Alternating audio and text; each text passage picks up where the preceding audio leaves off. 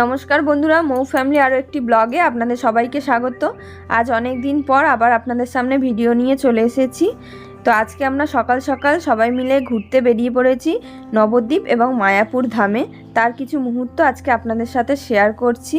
এখন আমরা চলে এসেছি শ্রী চৈতন্য সারস্বত মঠ জলমন্দিরে। এই দেখুন বন্ধুরা, এখানে অনেক হরিণ আছে এবং হরিণে ছোট ছোট বাচ্চারাও রয়েছে। দেখুন কি সুন্দর লাগছে দেখতে।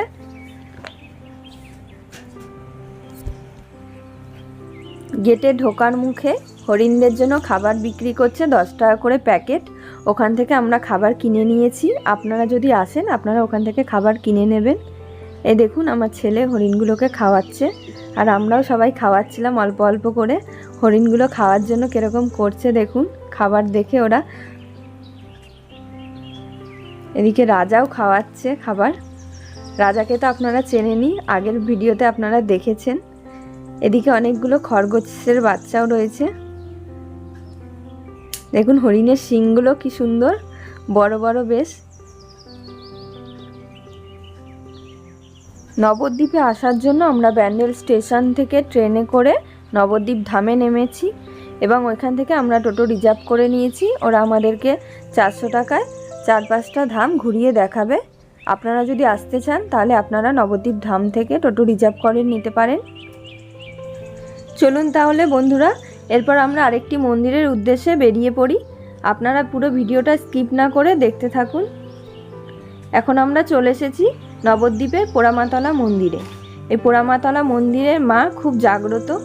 এখানে আমরা এখন সবাই মিলে পুজো দিয়ে নিলাম।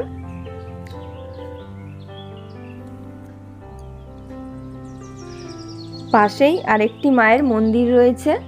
ওই মায়ের মন্দিরে ভেতরে কাউকে প্রবেশ করতে দেয় না, মাকে দূর থেকেই দেখতে হয়। তাই দূর থেকেই প্রণাম করে আমরা বেরিয়ে পড়লাম আরও একটি মন্দিরের উদ্দেশ্যে। এখানে আমরা কিছু সেলফি তুলে নিলাম। এরপর আমরা চলে এসেছি গৌরাঙ্গ মহাপ্রভুর জন্মস্থানে। এখানে একটি গাছের তলায় একটা কুঁড়ে ঘরে সচিমাতা চৈতন্য মহাপ্রভুকে কোলে নিয়ে বসে রয়েছেন। এরপর আমরা চলে এসেছি প্রাচীন মায়াপুরে। এই দেখুন বন্ধুরা, এখান থেকে দেখা যাচ্ছে 60 ফুট লম্বা একটি শ্রী চৈতন্য মহাপ্রভুর মূর্তি রাখা রয়েছে। পার্কের ভেতরটা কি সুন্দর সাজিয়েছে। রাধাকৃষ্ণ একটি গাছের তলায় দাঁড়িয়ে রয়েছে, বাঁশি বাজাচ্ছে এবং চারপাশে গোপীরা সবাই ঘিরে নাচ করছে।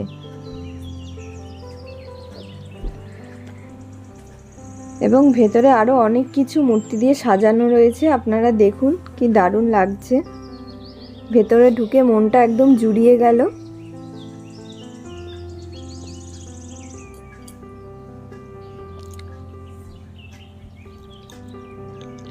এদিকে বজরংবলী ধ্যানে বসেছে।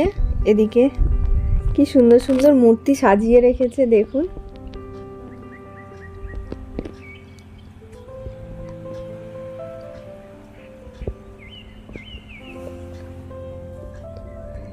কত পশুও রয়েছে চারপাশে।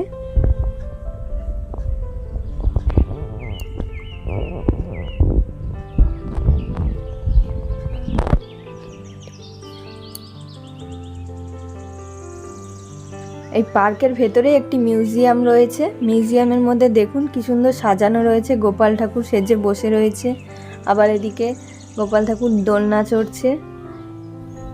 ভেতরটা বেশ অসাধারণ লাগলো। এরপরে আমরা রওনা দিলাম নবদ্বীপ ঘাটে যাওয়ার জন্য। নবদ্বীপ ঘাটে চলে এসেছি, লঞ্চের অপেক্ষায় বসে রয়েছি। আপনারা চাইলে নৌকাতেও যেতে পারেন। আমরা লঞ্চে উঠে পড়েছি। এরপর আমরা চলে আসলাম মায়াপুরে। দেখুন বন্ধুরা, বেশ সন্ধে হয়ে এসেছে। এখন সন্ধে আরতি আরম্ভ হবে। আমরা সন্ধে আরতিটা দেখব। তো ভেতরে ফোন নিয়ে যেতে দিচ্ছে না, তার জন্য এইটুকুই আপনাদের সাথে শেয়ার করলাম। ভিডিওটা কেমন লাগলো অবশ্যই কমেন্ট করে জানাবেন। ভিডিওটা যদি ভালো লেগে থাকে তাহলে লাইক আর শেয়ার করবেন।